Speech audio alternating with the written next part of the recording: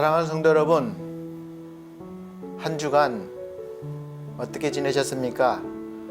여러 가지 불안 요소와 또 어려운 일들로 인해서 마음이 힘드셨죠? 오늘 예배를 통해서 하나님의 위로를 받으시고 또 소망을 얻으시길 바랍니다. 이 시간 우리 다 함께 신실한 마음으로 2월 둘째 주 예배를 하나님 앞에 드리도록 하겠습니다. 다 같이 묵상 기도 드리겠습니다.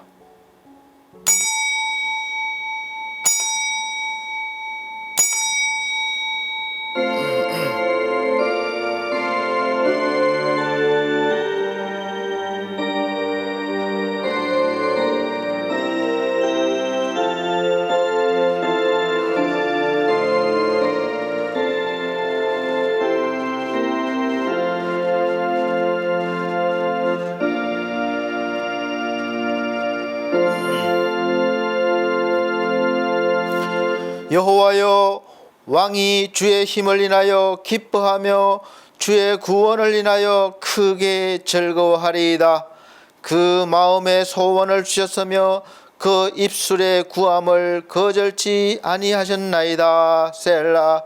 주의 아름다운 복으로 저를 영접하시고 정금 면류관을 그 머리에 씌우셨나이다. 저가 생명을 구하매 주께서 주셨으니 곧 영영한 장수로소이다. 주의 구원으로 그 영광을 크게 하시고 존귀와 위엄으로 저에게 입히시나이다. 저로 영영토록 지극한 복을 받게 하시며 주의 앞에서 기쁘고 즐겁게 하시나이다. 아멘. 다 같이 찬송가 16장으로 찬송드리겠습니다. 새 찬송가는 170장입니다. 찬송가 16장, 새 찬송가는 170장입니다.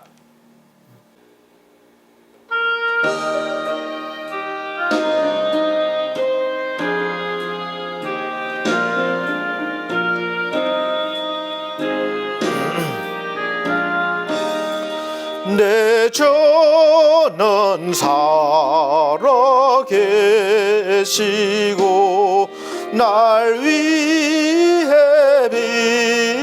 비심을 거주신 사랑 인하여 나 알게 되었네.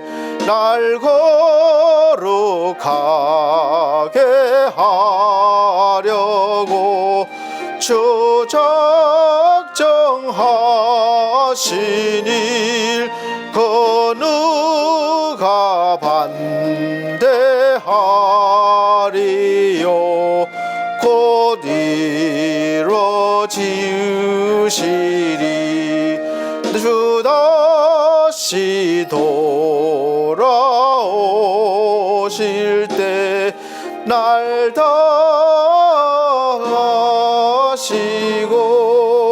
또 나를 받아주실 줄 나 확신합니다.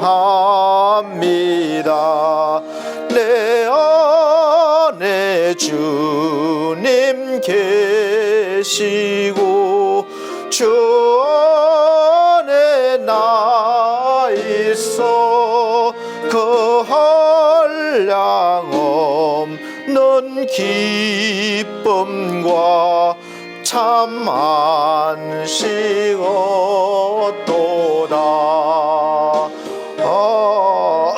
아멘.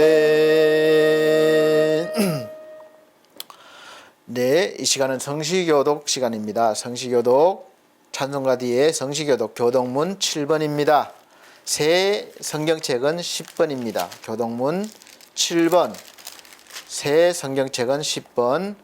제가 한 절, 우리 성도님들께서 한 절 천천히 봉독해 나가도록 하겠습니다. 하나님이여, 나를 보호하소서. 내가 주께 피하나이다.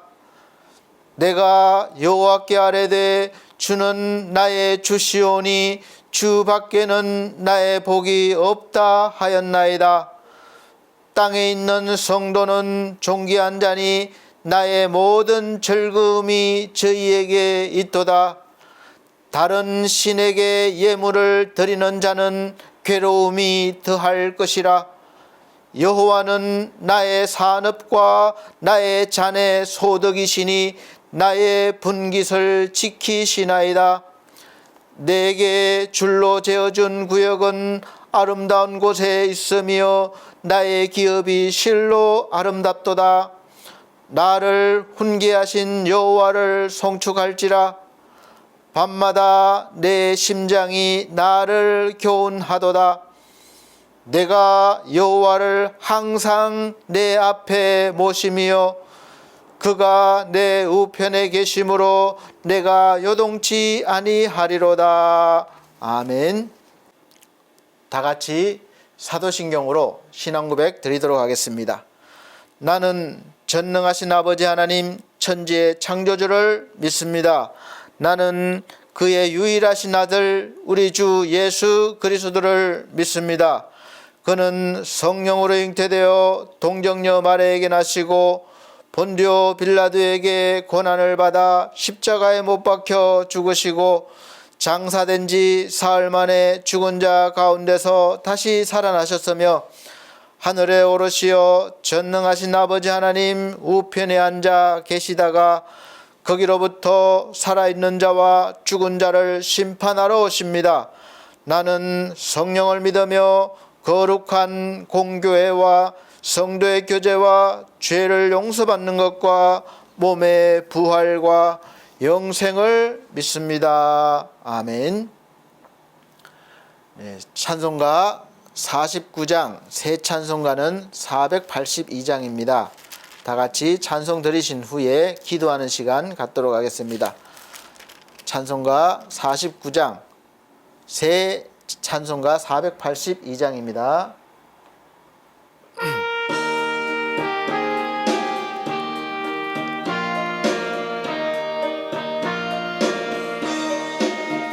참 즐거운 노래를 늘 높이 불러서 이 세상 사는 동안 주 찬양하겠네.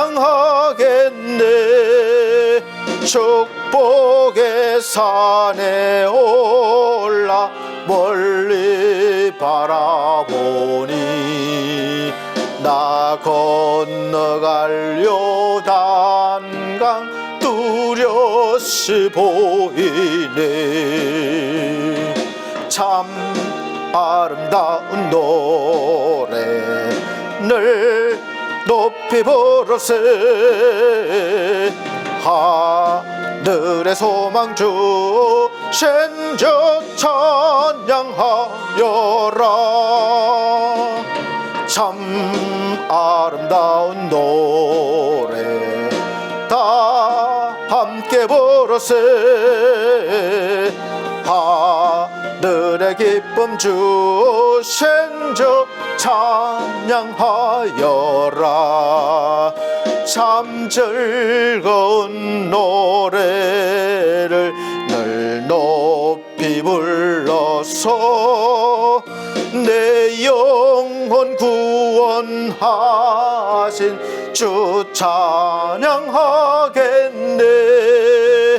땅 위의 성도들이 부르는 노래에 저 하늘의 천사들 다 화답하겠네. 참 아름다운 노래 늘 높이 부르세. 하늘의 소망 주신 주 찬양하여라. 참 아름다운 노래 다 함께 부르세. 하늘의 기쁨 주신 주 찬양하여라.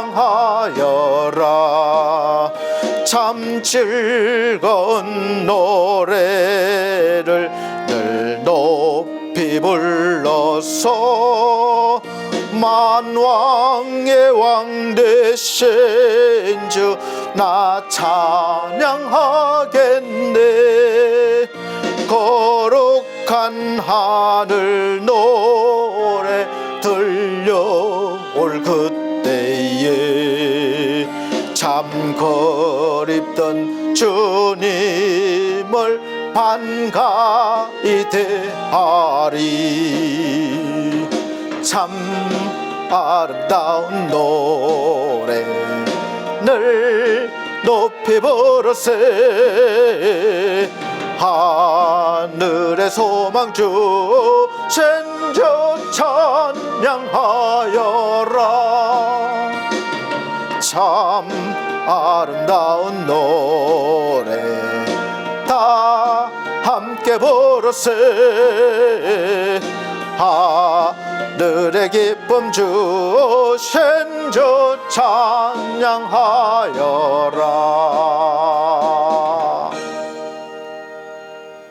아멘. 다 같이 기도하는 시간 갖도록 하겠습니다.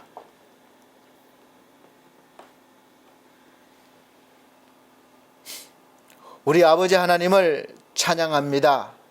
우리 아버지 하나님께 모든 영광을 돌려드립니다. 하나님 아버지 은혜 속에서 광야와 같은 이 한 주간도 무사히 잘 지내고 아버지 앞에 나왔습니다. 또 이모저모로 나오지 못한 귀한 영혼들도 있습니다. 하나님 아버지, 주께서 택하신 귀한 영혼들 언제나 주 안에 있도록 도와주시고 인도하심을 감사합니다. 어느 모양 어느 곳에 있든지 주 안에 거하게 도와주시고 주를 바라보며 주님께서 주시는 은혜로 살게 하여 주시옵소서. 오늘도 주 앞에 나왔습니다. 힘을 얻고자 왔습니다. 은혜 받고자 왔습니다. 아버지 하나님, 우리에게 말씀을 주셔서 말씀을 통해서 또 새로운 힘을 받아 세상을 이기는 그 은혜의 능력이 있게 하여 주시옵소서. 코로나로 인해서 여러 가지 어려움이 있습니다. 또 경제적인 문제와 활동하지 못하는 그런 일들로 인하여 경제적으로 어렵고 또 마음이 외롭고 또 힘든 가운데 있습니다. 서로 보고 싶은 사람을 보지 못하고 있습니다. 하나님, 이 모든 일들이 하나님의 은혜 안에서 속히 거쳐지기를 원합니다. 이 가운데 먼저 하나님의 뜻이 무엇인지 알기를 원합니다. 먼저 믿음의 백성들이 알게 하시고 하나님의 뜻을 이루어갈 수 있는 귀한 고난의 시간이 되게 하여 주시옵소서. 오늘도 말씀 붙잡고 씁니다. 하나님, 이 종을 붙잡아 주시고 사용하여 주시옵소서. 그리고 특별히 이제 좀 있으면 대통령 선거가 있습니다. 이 나라를 이끌게 하시는 지도자를 하나님께서 택하여 주시고 세워주시는 줄 믿습니다. 사람 보기에 어떠하든지 하나님이 기뻐하시는, 하나님이 신실하게 보시는 가장 합당한 지도자를 세워주시고 그 지도자를 통하여 우리나라가, 이 대한민국이 세계 가운데 당당하게 나갈 수 있도록 은혜 베풀어 주시옵소서. 마치는 시간까지 함께 하시기 원합니다. 귀한 영혼들 한 영혼 한 영혼마다 이 시간 치료해 주시고 회복하여 주시고 또 큰 은혜와 능력을 더하여 주시옵길 바라오며 예수 그리스도의 이름으로 기도하옵나이다. 아멘.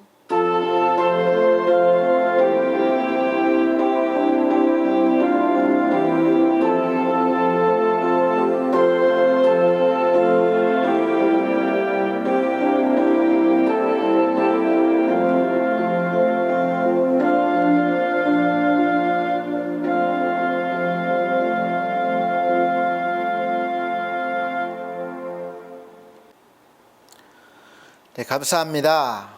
오늘 하나님께서 우리에게 주시는 하늘의 양식은 구약 성경입니다. 스바냐 소선지서라 뒤쪽에 몇 장 되지 않아서 찾기 어려울 수 있지만 스바냐 3장입니다. 페이지 수로는 1308페이지입니다.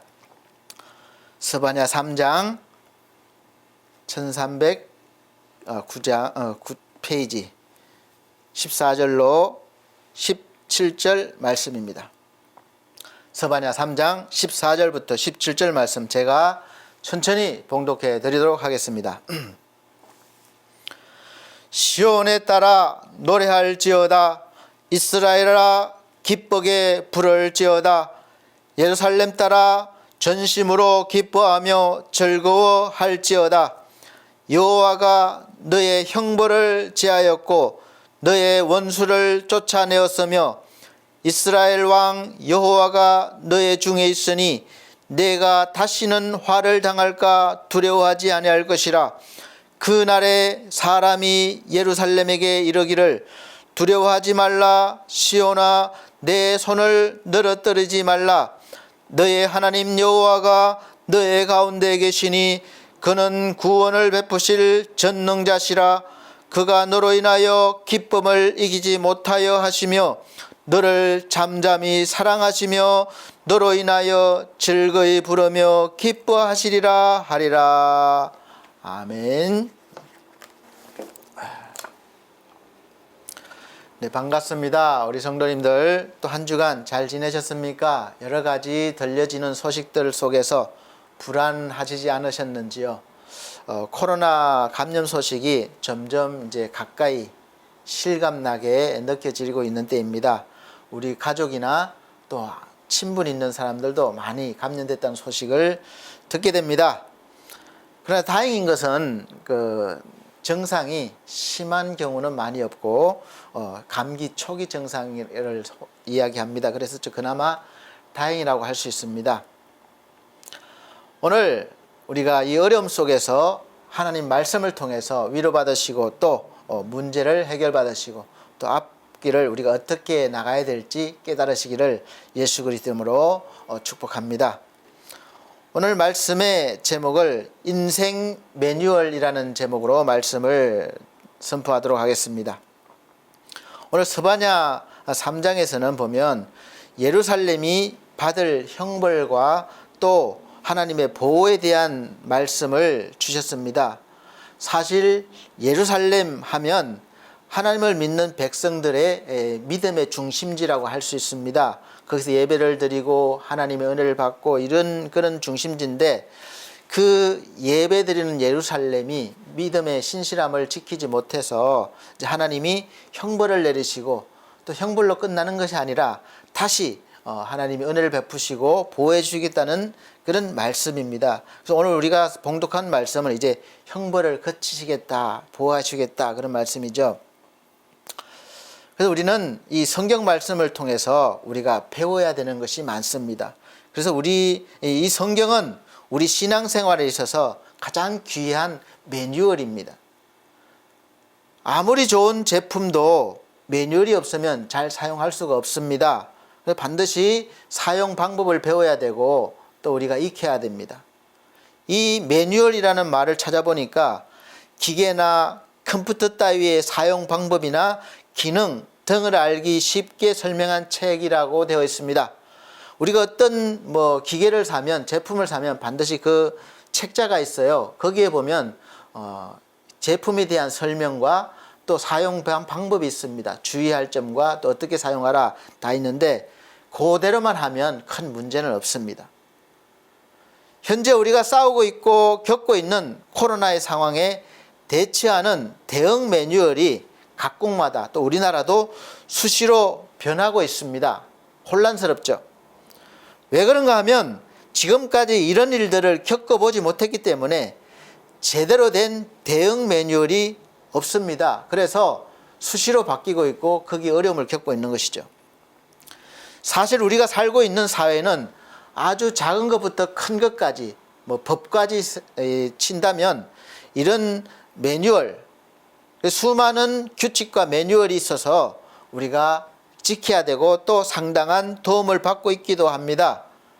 그러나 반대로 매뉴얼이 없는 경우는 아무리 도움이 필요하고 급해도 제대로 도움을 받을 수가 없는 그런 단점도 있습니다. 특히 공무원들이나 대기업에 근무하는 사람들은 매뉴얼이 없는 것을 개인적으로 판단해서 어떤 결정을 내리지를 못하고 또 그렇게 하지도 않습니다. 나중에 그 일에 대해서 책임을 질 수 있기 때문에 이것을 부담스러워하는 것이죠. 그래서 어떤 때는 우리가 일을 보러 갔을 때 조금만 어떻게 좀 해줘도 되는데, 금방 해결되는데, 그런 문제들도 원칙이나 매뉴얼을 따지면서, 규칙을 따지면서 해결해 주지 않을 때 우리는 이 답답함을 넘어서서 이 분노를 느끼는 거죠. 화가 나는 거예요. 아니, 조금만 이렇게 하면 될 것 같은데, 상식적이기도 한데 그 매뉴얼대로 규칙이 없다고 해주질 않는 거예요. 그래서 많이 힘들어할 때가 많습니다. 그렇지만 우리는 혼자 사는 것이 아니기 때문에 함께 살아가는 이 사회 공동체 생활에서 인생을 잘 살고 즐기려면 규칙과 매뉴얼을 우리가 배우고 익혀야 합니다. 그래서 이 매뉴얼은 기계나 컴퓨터를 사용하는 방법이나 기능을 알기 위해 쉽게 설명한 것에만 있지 않고 우리가 살아가는 그 인생에도 반드시 매뉴얼이 필요한 것입니다. 우리는 태어나면서부터 생존하려면 배워야 되고 또 무엇인가를 익혀야 됩니다. 부모님에게 배우고 선생님한테 배우고 교수님이나 박사님들한테 배우고 인생의 고수들에게 삶의 비법을 전수받아야 우리 인생을 보다 더 폭넓게 수준 높게 살 수가 있는 것이죠. 그리고 인생 매뉴얼에는 크게 세 가지를 제가 있다고 보고 나누어 봤습니다. 첫째 번째가 보편적인 매뉴얼입니다. 누구나 어느 사회에서나 조직에서 통하는 상식적인 매뉴얼이죠. 뭐 관행이라든지 또 풍습이라든지 문화, 이런 것을 아마 쉽게 생각할 수 있습니다. 두 번째는 특별한 매뉴얼입니다. 뭐 인생의 동반자나 또 친구, 부모나 또 자식, 아주 밀접한 관계의 공동체 생활하는 그런 사람들에 대한 매뉴얼이죠. 마지막 세 번째가 짐작하시겠지만 영적인 매뉴얼입니다. 하나님과의 관계에서 하나님 중심으로 어떻게 살아가느냐, 그 매뉴얼이죠.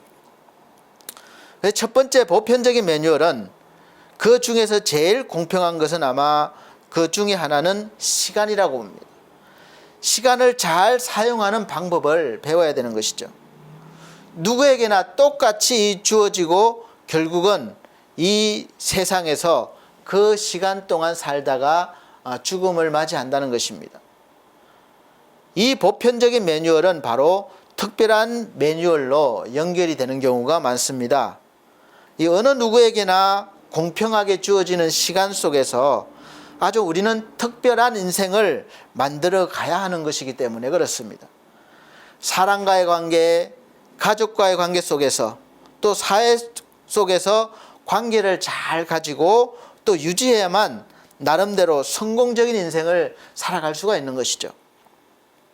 우리가 부모님을 공경하는 일, 자녀를 사랑하는 일, 남편이나 아내를 또 사랑하는 일, 형제 자매 간의 우애를 가지는 일, 뭐 보통 자기보다 나이가 많은 분들에게 예의를 갖추거나 또 노인이나 어린이 또 임산부나 약자에게 자기 권리를 포기하고 양보하는 일 등 이 많은 일들이 거기에 속해져. 또 그리고 학교에서는 열심히 학업에 충실하고 또 사회에서 성실하고 또 윗사람 상사에게 잘 보여야 되고 비위도 또 잘 맞춰드려야 하고 실력이 안 되거나 또 법대로 또 안 되는 것을 되게 하기 위해서 가끔은 로비도 하고 뇌물도 써야 되고 또 있는 사람 옆에서 잘 나가는 사람 옆에서 붙어 있어야 되고 이런 사는 모습들은 대체적으로 보편적인 인생 매뉴얼이라고 할 수 있습니다. 이탈리아 선수가 은메달을 딴 선수가 우리나라 1등한 선수에게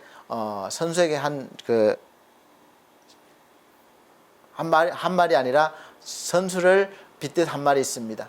금메달을 따고 나서 자기는 대한민국 선수만 죽도록 뒤에 따라가면 잘 되겠다 이렇게 생각했대요. 그래서 처음부터 목적이 1등할 목적이 아니라 잘 나가는, 그러니까 금메달 후보의 뒤를 계속 쫓아간다는 거. 그러다 보니까 어느새 2위로 통과했다는 거예요. 그래서 우리가 이 세상 사는 그런 지혜나 아니면 그런 걸 수 있죠.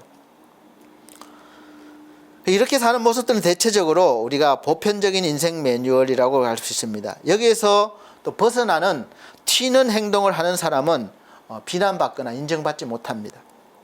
그런데 우리 인생을 매뉴얼대로만, 보편적인 매뉴얼대로만 살 수 없습니다. 왜냐하면 우리 사람은 한 사람 한 사람 다 개성이 다르고 또 사는 방법과 형식과 생각이 다르기 때문에 그렇습니다. 그래서 그 보편적인 매뉴얼대로만 살려고 하면 변수가 많은 우리 인생에서 제대로 대처하지 못하게 됩니다. 지금과 같은 상황이 되죠. 우리 인생은 지금처럼 처음이나 가끔 또 자주 변수라는 태풍을 만나서 어려움을 겪기도 하기 때문에 그렇습니다. 이때는 보편적인 매뉴얼로 대응이 안 되기 때문에 아주 특별한 매뉴얼이 필요합니다.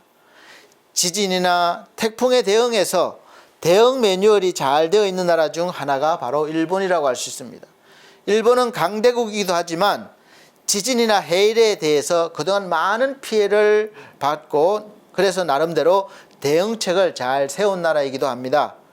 재난이 닥쳤을 때 매뉴얼이 잘 되어 있어서 신속한 대응을 잘 할 수 있습니다.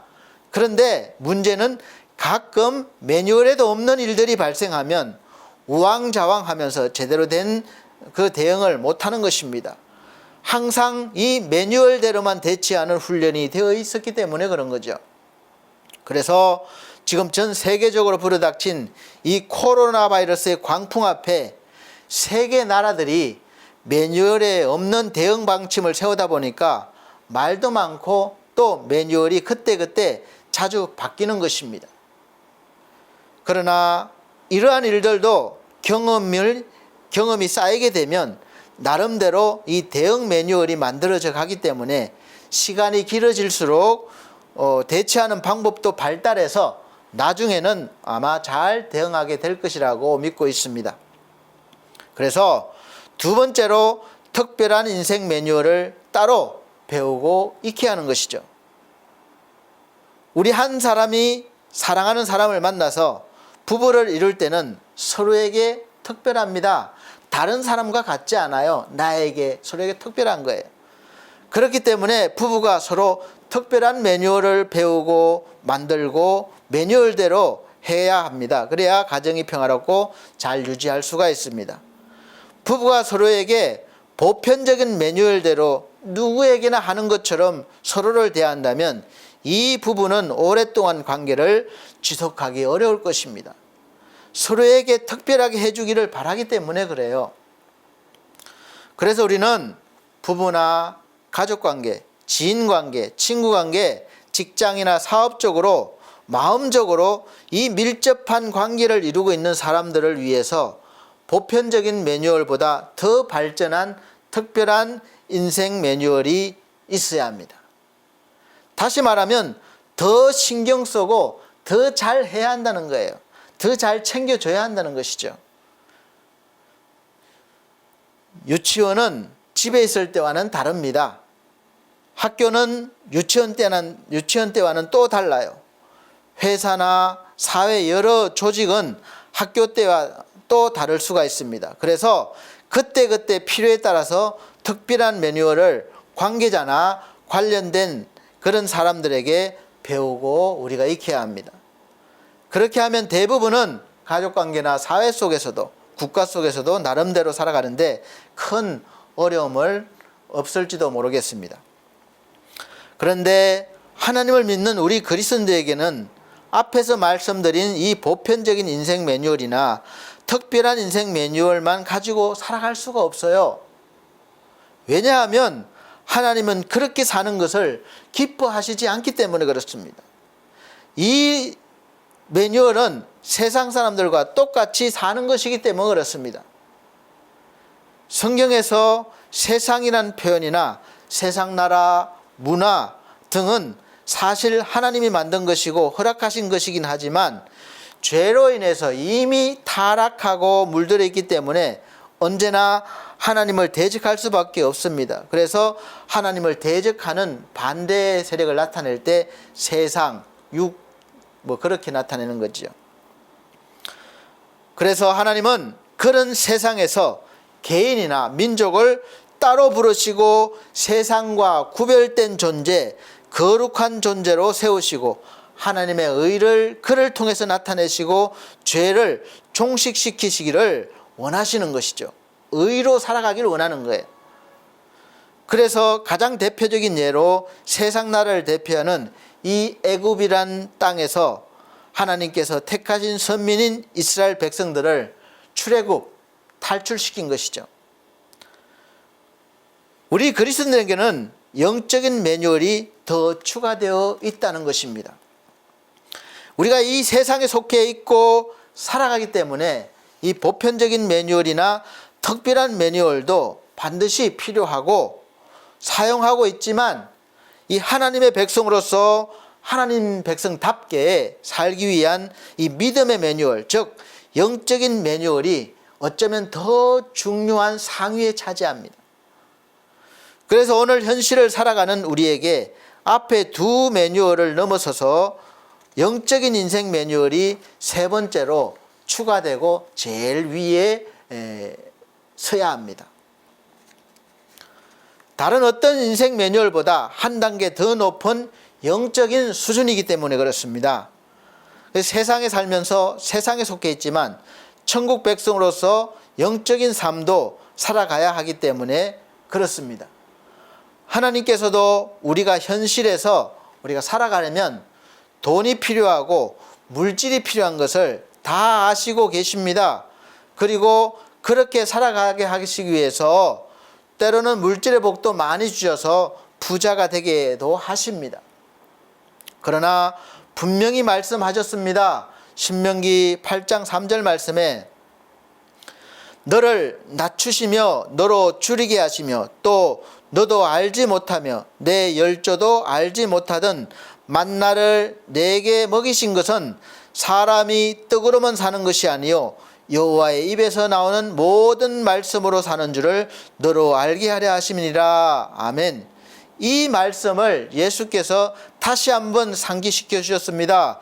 마태복음 4장 4절 말씀에 예수께서 이르시되 또 기록되었으되 사람이 떡으로만 살 것이 아니요 하나님의 입으로 나오는 모든 말씀으로 살 것이라 하였느니라 하시니.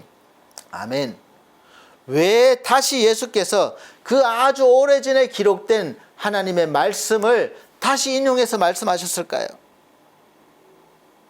이 이스라엘 백성들이나 우리들이나 늘 언제나 먹고 사는 문제, 이 떡 문제, 돈 문제에만 집중하면서 살아가기 때문에 그렇습니다. 이렇게만 사는 것은 육적인 삶이고 또 하나님께서 기뻐하시지 않는 것이라는 거예요. 그렇다고 떡을 무시하고 살라는 건 아닙니다. 돈도 벌지 말고 교회 일이나 선교하는 일이나 집중하는 것은 아닙니다. 우리는 각자에게 하나님께서 맡기신 인생, 삶이 있습니다. 그 삶의 인생을 열심히 살아가야 되는 것이죠. 최선을 다해야 합니다. 그러나 더 중요한 것은 열심히 살되 항상 하나님이 우선순위해야 한다는 거예요.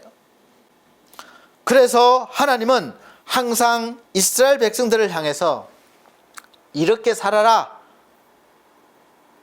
이것은 하지 말라, 저것은 하지 말라, 이것은 하라, 그렇게 구별되게 만들어 주신 것이 바로 영적인 매뉴얼입니다. 율법이죠.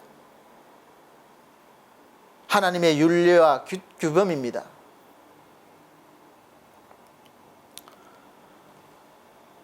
그래서 우리는 애굽에 살 때의 매뉴얼도 필요하고 광야 생활할 때의 매뉴얼도 필요하고 그리고 가나안 땅에서도 매뉴얼도 필요합니다. 이 애굽의 생활을 하지 못한 사람은, 애굽 생활을 하지 못하고 체험하지 못한 사람은 진정한 자유가 무엇인지 잘 모릅니다. 광야 생활을 하지 못한 사람은 어려운 일이나 갑자기 어떤 재앙이 닥치면 제대로 대응하지 못하고 그렇게 우왕좌왕할 수가 있습니다. 또 가나안 땅에서만 살면 풍요로운 생활만 하면 그렇게 매뉴얼만 있으면 신앙생활을 약하게 합니다. 제가 제 건강에 대해서는 무척 신경을 쓰는 편입니다. 제가 신경 쓸 일이 많거든요. 책임져야 될 일도 많고. 그러다 보니까 건강에 신경을 많이 써서 조금 아프면 바로 제가 이렇게 좀 병원 가야 될 일이 생긴다 싶으면 바로 가서 진료도 받고 치료도 받습니다. 그런데 보니까 병도 초기에 고쳐지는 병이 있고 어느 정도 진행된 다음에 낫는 병도 있습니다. 마찬가지로 우리 인생을 살다가 보면 어떤 길은 빨리 갈 수 있는 길이 있지만 그 길로 가지 못하고 다른 길로 돌아서 오랜 시간과 세월이 흐르고 고생을 하면서 가야 할 때도 있습니다. 이 유대인들이, 이스라엘 백성들이 애굽에서부터 가나안까지 행진한 거리를 약 640km 정도 된다고 그래요. 이 거리를 자동차로 달릴 경우에는 약 한 8시간 정도 걸리고 또 도보로는 2-3개월 정도가 소요된다고 합니다. 이 이스라엘 백성들이 혼자 가는 것이 아니라 장정만 60만 명이니까 여자와 어린아이, 노인까지 합하면 대략 한 200~300만 명의 규모라고 짐작을 합니다. 이 많은 인원이 움직입니다. 어떤 분은 일주일, 어떤 분은 2-3개월 이상도 이야기하는데 상황에 따라서 다를 수가 있습니다. 일주일이 됐든 2-3개월이 됐든 2년이 됐든 어쨌든 이스라엘은 그 많은 어린아이부터 노인이까지 그 많은 백성들이 다 함께 움직여야 하기 때문에 그렇습니다. 그러니까 늦어질 수밖에 없죠. 그래서 우리가 길게 잡아도 2년이면 들어갈 가나안을 무려 40년이 걸린 것은 그들이 하나님을 기뻐시게 하지 못한 이유가 가장 큰 이유예요.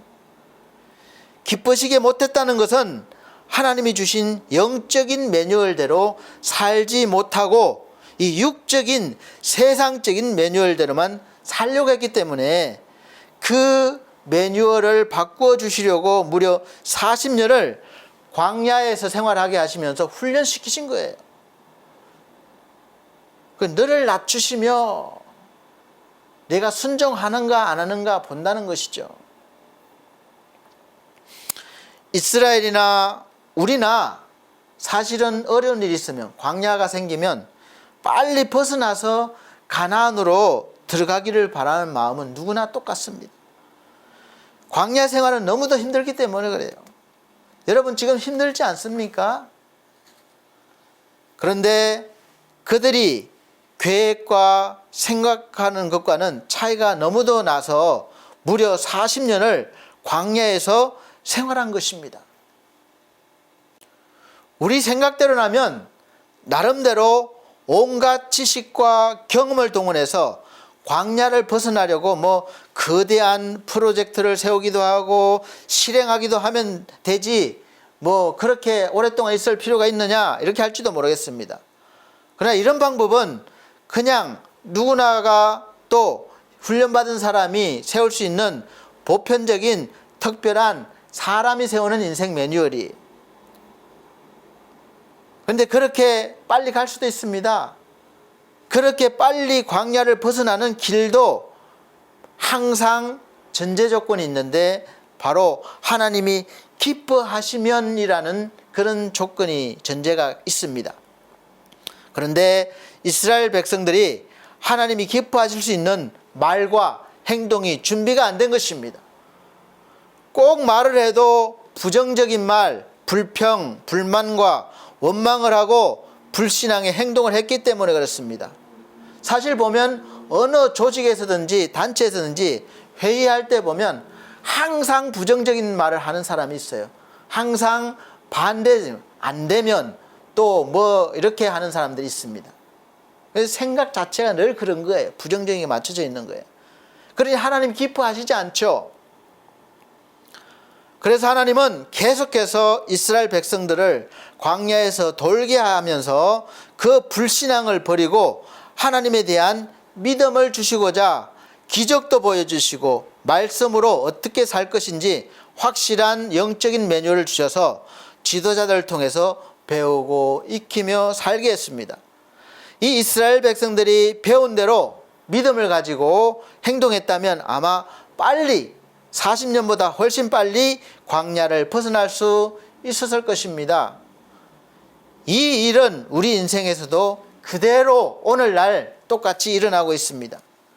지금 우리 인생에서 고통스러운 광야와 같은 상황을 가장 빨리 확실하게 벗어날 수 있는 길은 이 광야 생활 가운데서도 우리의 이 생각과 말과 행동이 하나님이 기뻐하시는 하나님의 말씀의 매뉴얼을 우리가 배우고 익히고 행동하면 빨리 벗어날 수 있을 것입니다. 이 매뉴얼이 바로 영적인 우리 인생 매뉴얼이고 또 세 번째로 우리가 더 높은 위치에 둘 매뉴얼입니다.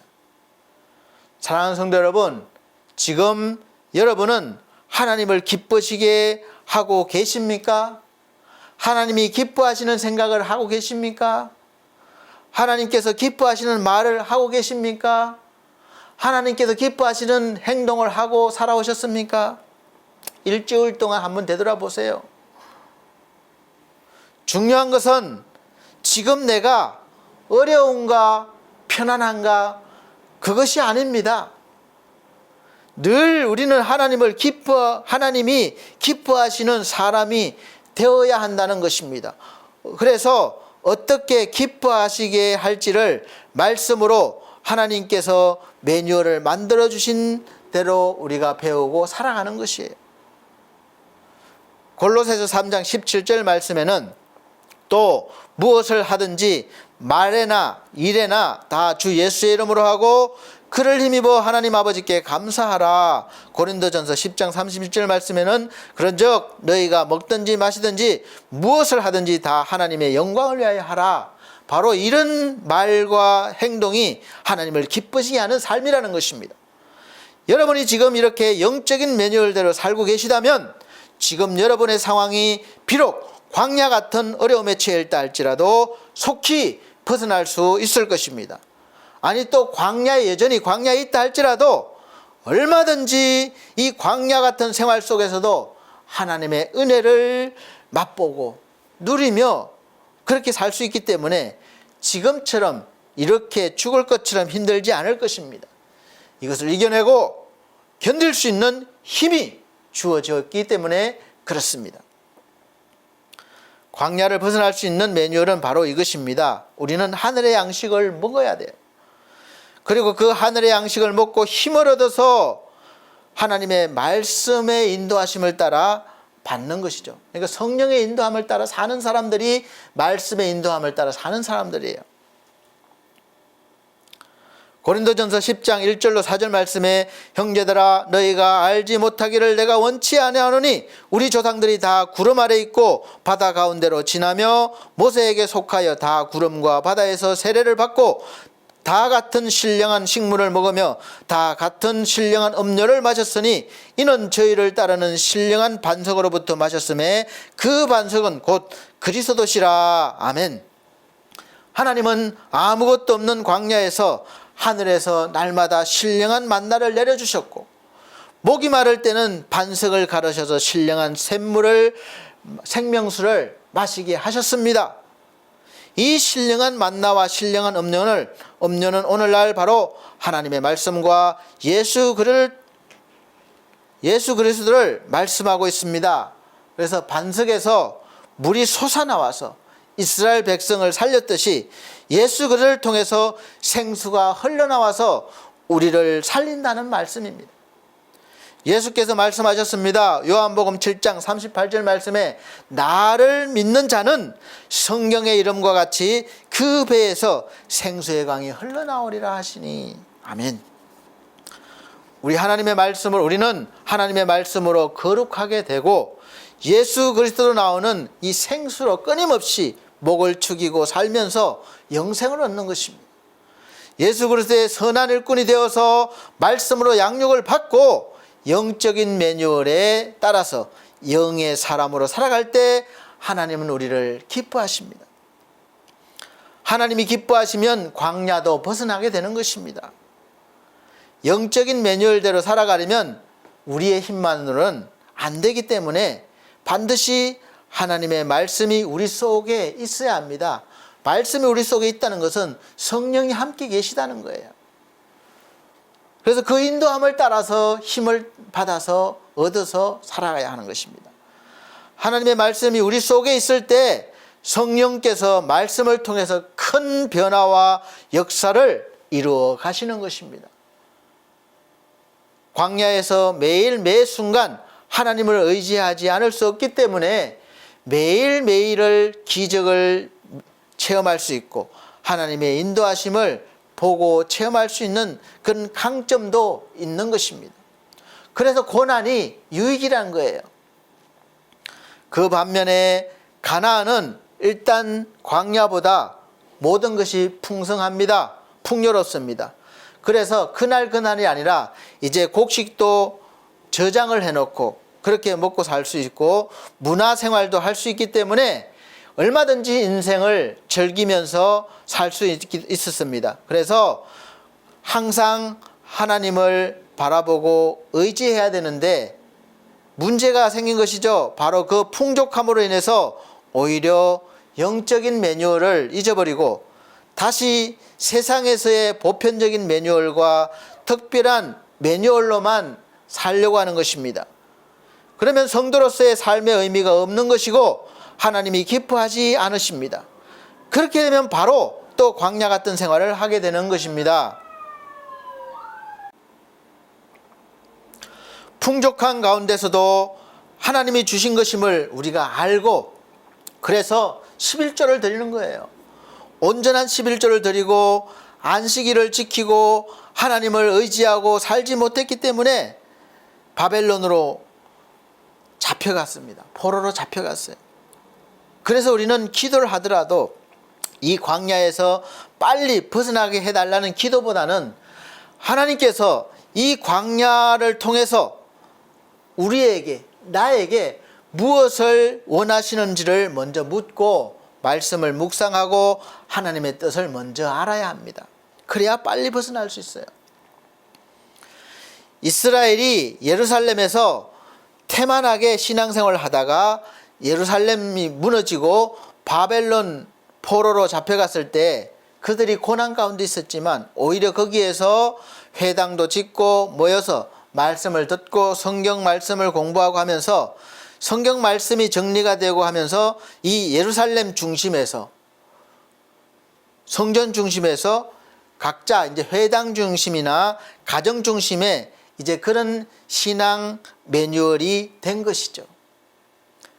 그 말씀이 그 내용이 바로 말씀이 정리되고 그 내용이 바로 유대인의 삶의 모범적인 기준이라고 할 수 있는 탈무드가 되었습니다. 그리고 그 후에도 예루살렘이 로마에 점령당했을 때도 마찬가지로 이스라엘 백성들은 성전에서 흩어지면서 가정이 성전이 되는 놀라운 하나님의 은혜가 있었던 것이죠. 소규모의 교회로 곳곳에서 생겨난 것입니다. 그리고 그 믿음이 이스라엘 전체를 지켜냈습니다.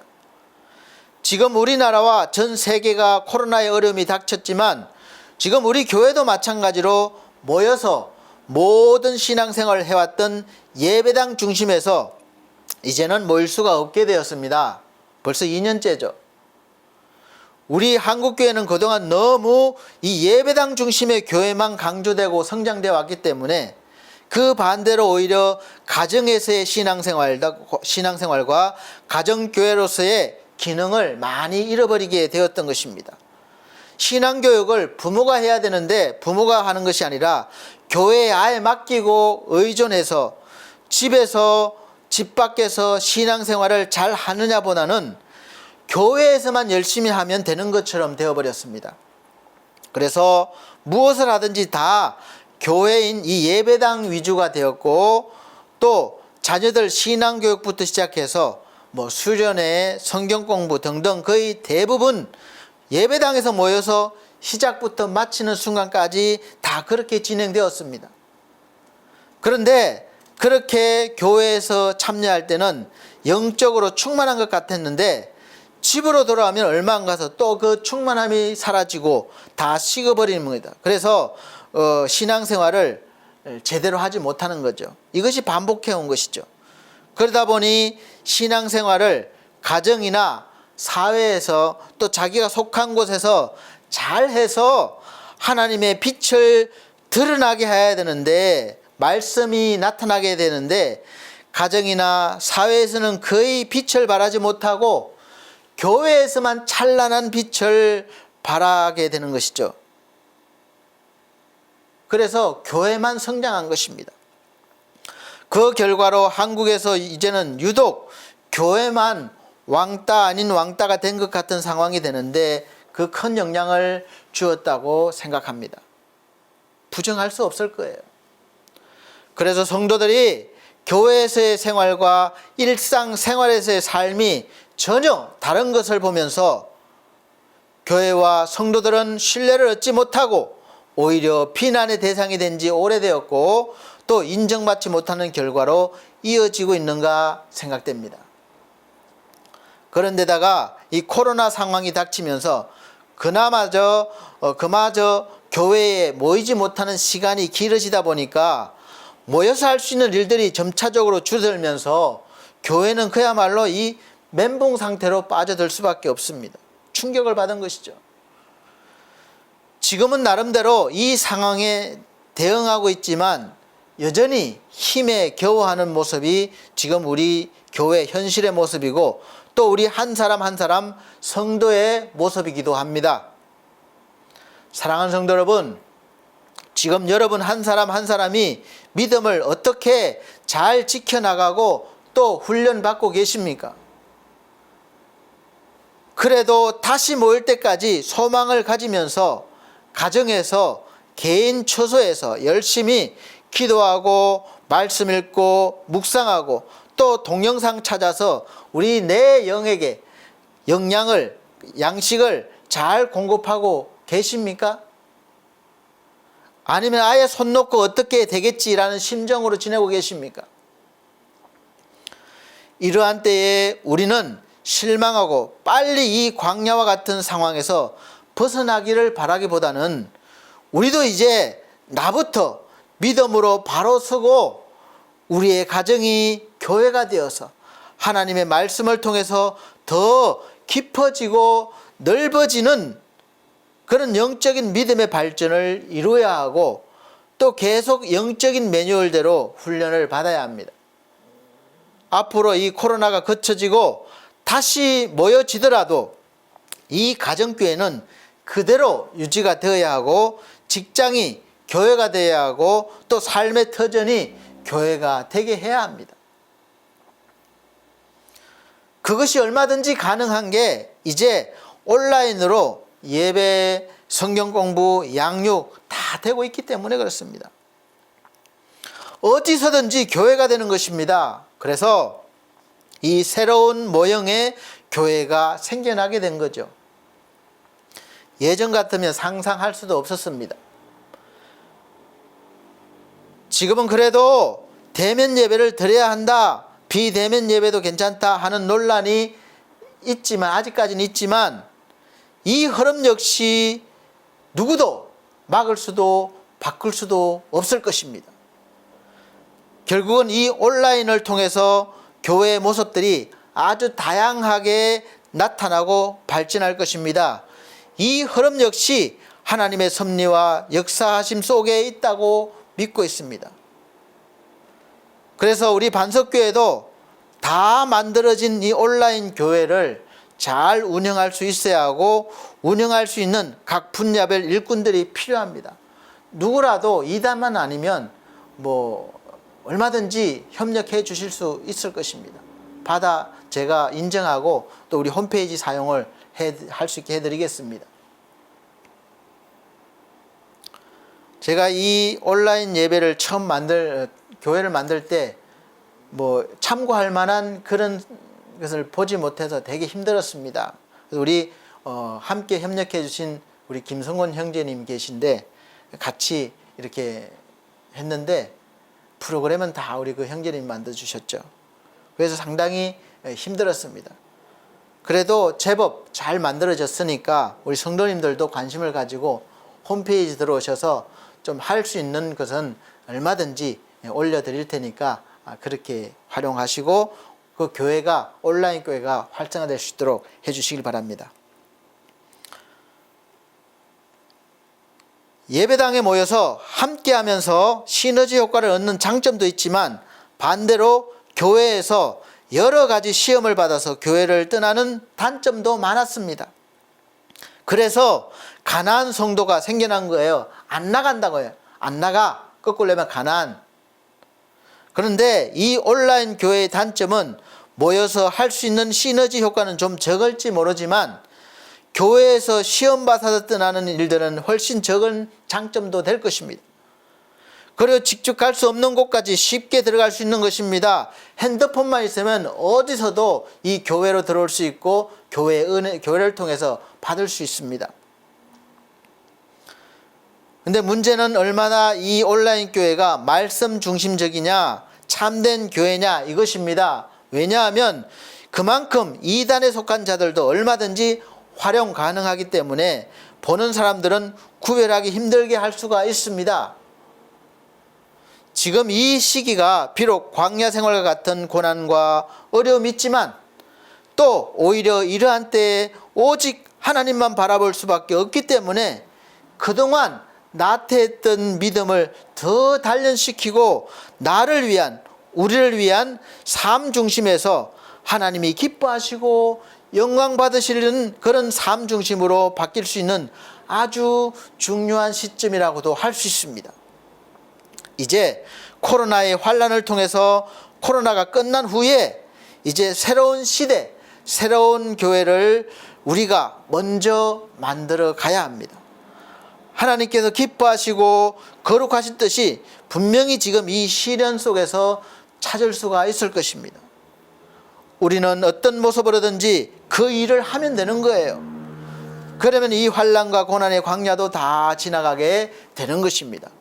우리가 코로나 이전으로 돌아갈 날만 기다리고 있다면 이 기간 동안 코로나로 인해서 온갖 어려움을 당한 것이 무슨 도움이 되겠습니까? 무슨 보람이 있겠습니까? 이제 우리는 내 자신의 변화와 교회의 변화를 동시에 이루는 믿음의 결과를 하나님의 인도하심에 따라서 이루어내야 합니다. 사명이에요. 그래서 어쩌면 이제 신앙생활도 우리의 모든 삶에서도 새로운 믿음의 매뉴얼이 필요합니다.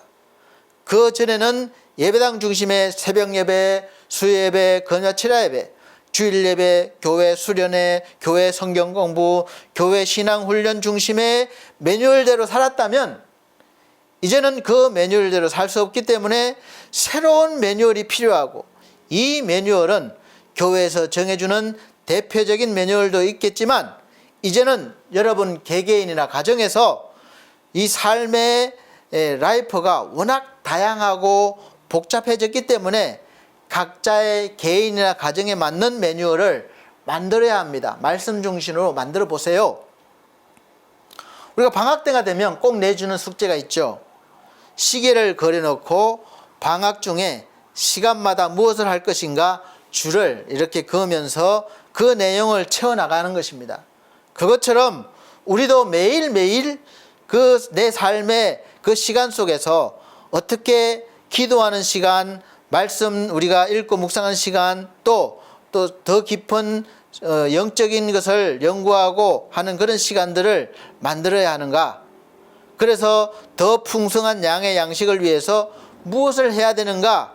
그걸 잘 확실한 매뉴얼을 만드셔야 한다는 것이죠. 그렇게 해서 신앙 훈련을 하셔야 합니다. 그리고 그렇게 매뉴얼대로 살아가는 삶 가운데 가장 중요한 것은 무엇을 하든지 하나님이 기뻐하셔야 한다는 것입니다. 하나님은 그 어떤 것보다 우리가 하나님을 기뻐하시는 것을 원하십니다. 하나님은 그 무엇보다 우리가 하나님을 바라보시기를 원하십니다. 하나님은 그 무엇보다 우리에게 자신을 주시기를 원하십니다. 디모데전서 4장 4절 9절 말씀에 하나님의 지으신 모든 것이 선함에 감사함으로 받으면 버릴 것이 없나니 하나님의 말씀과 기도로 거룩하여짐이니라. 내가 이것으로 형제를 깨우치면 그리스도 예수의 선한 일꾼이 되어 믿음의 말씀과 내가 쫓은 선한 교훈으로 양육을 받으리라. 망령되고 허탄한 신화를 버리고 오직 경건에 이르기를 연습하라.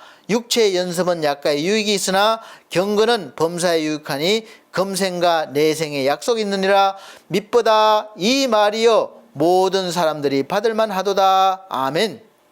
사랑하는 성도 여러분, 믿보다라는 뜻은 믿음직하고 진실하다, 믿음고 예쁘다라는 뜻입니다.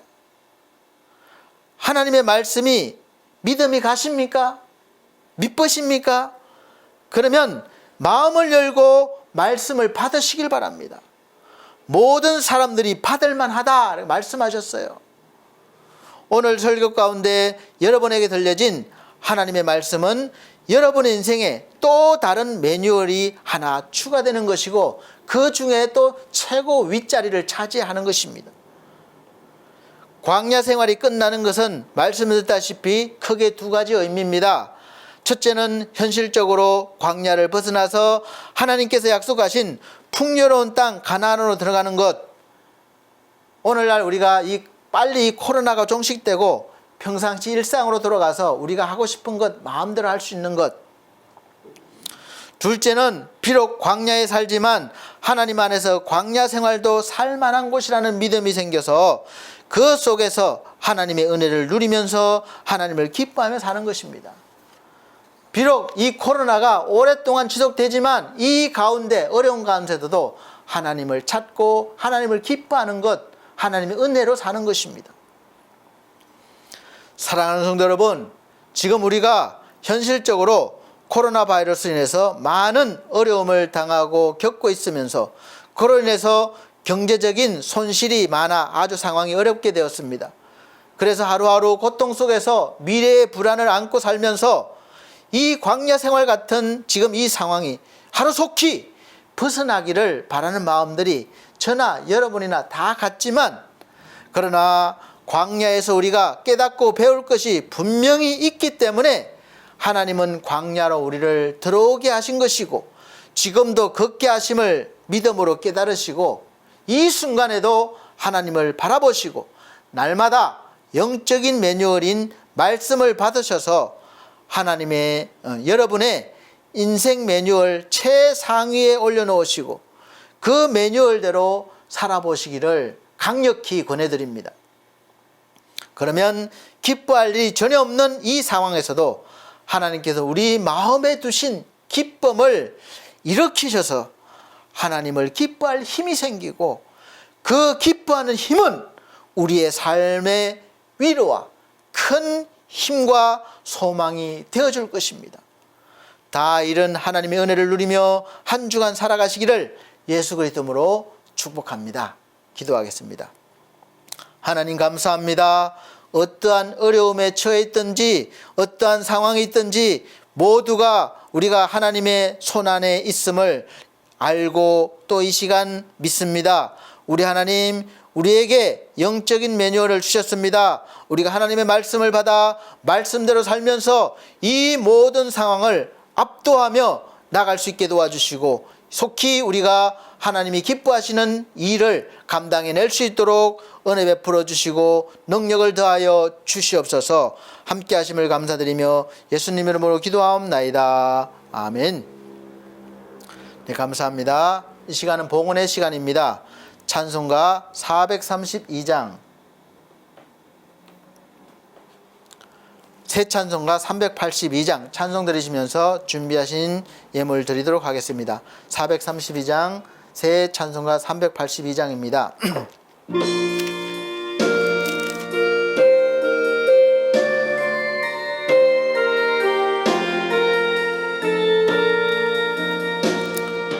너 근심 걱정 말아라 주 너를 지키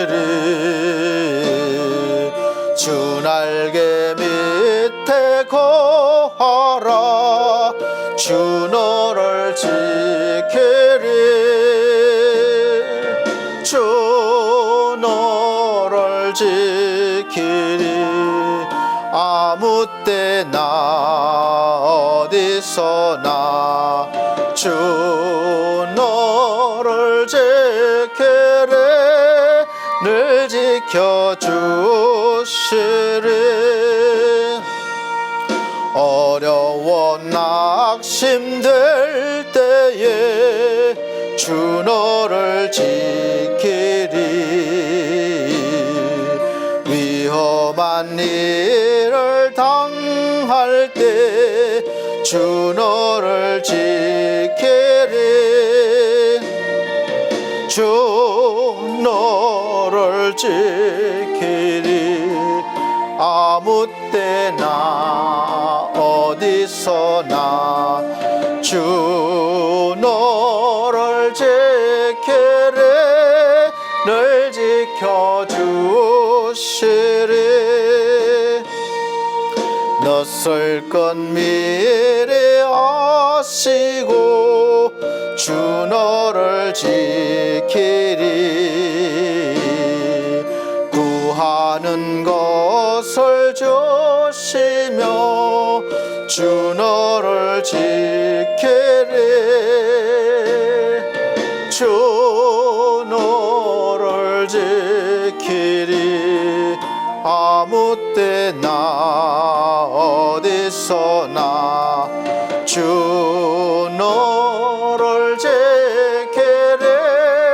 늘 지켜주시리 어려운 시험 당해도 주 너를 지키리 구주의 품에 거하라 주 너를 지키리 주 너를 지키리 아무 때나 어디서나 주 너를 지키리 늘 지켜주시리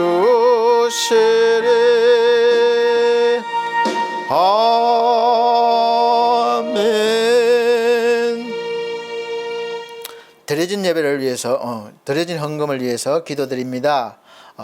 정기적으로 우리 권순란 선생님 선기예물 드리고 있고 또 우리 유재복 선생님 귀한 예물 드리고 있습니다. 또 늘 푸른 요양원 원장님 되시는 김경란 원장님께서 또 감사한금 드렸습니다.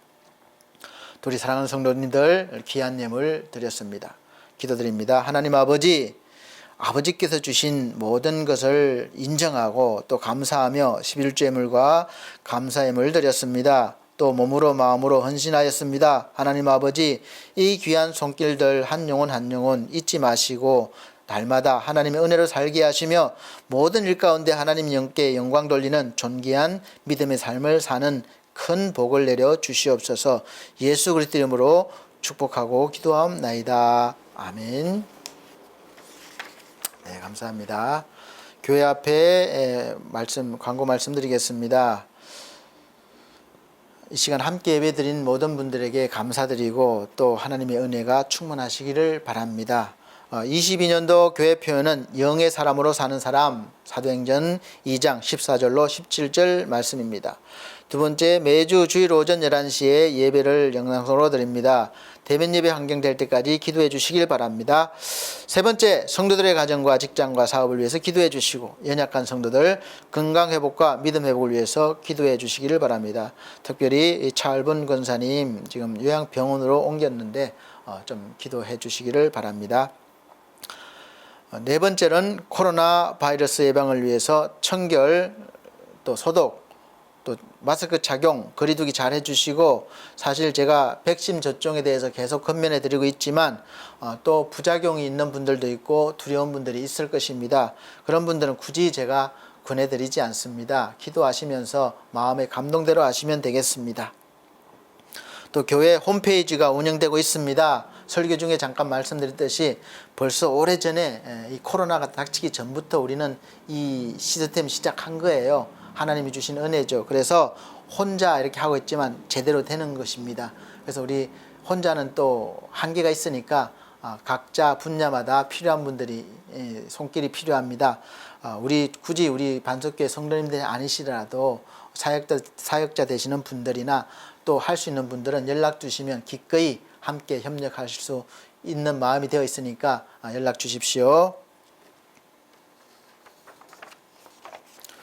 찬송가 59장, 새해 찬송가 53장, 결단의 찬송 다 같이 함께 부르시고 축도로 예배를 마치도록 하겠습니다.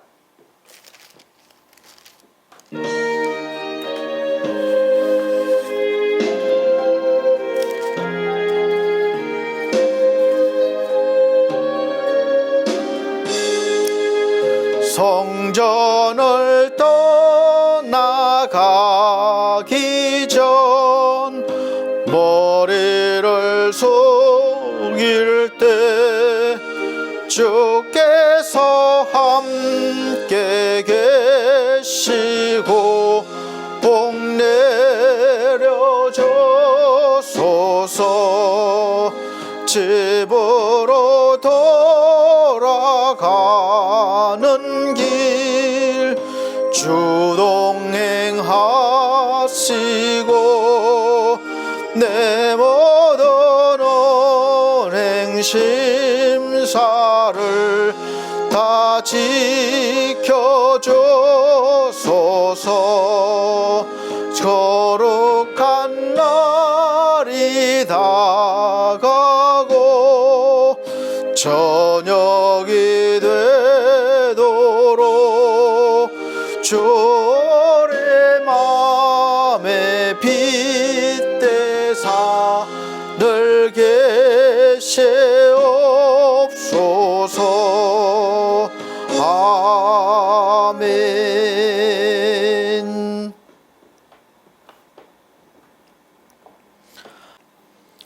우리를 사랑하시는 하나님 아버지, 오늘 말씀 주셔서 감사합니다. 하나님이 주신 영적인 매뉴얼, 말씀을 우리 인생의 매뉴얼 최상위에 놓고 언제나 하나님 말씀에 순종하며 말씀의 인도하심 따라 살기를 원합니다. 그래서 날마다 하나님이 기뻐하시는 삶을 살게 하시고 이 광야와 같은 모든 어려움에서 속히 하나님 벗어나게 하시고 또 이 광야 생활 속에서도 하나님을 찬양하며 기뻐하며 살 수 있는 믿음의 성도들 되게 하여 주시옵소서. 주 예수 그리스도의 은혜와 하나님 아버지의 거룩하신 사랑과 성령님의 감화 감동 교통하심이 중앙총회와 중앙총회 신학과 서울중앙선교회 그리고 반석교회와 오늘 함께 예배드린 모든 귀한 영혼들 무리 위에 함께 있을지어다. 아멘.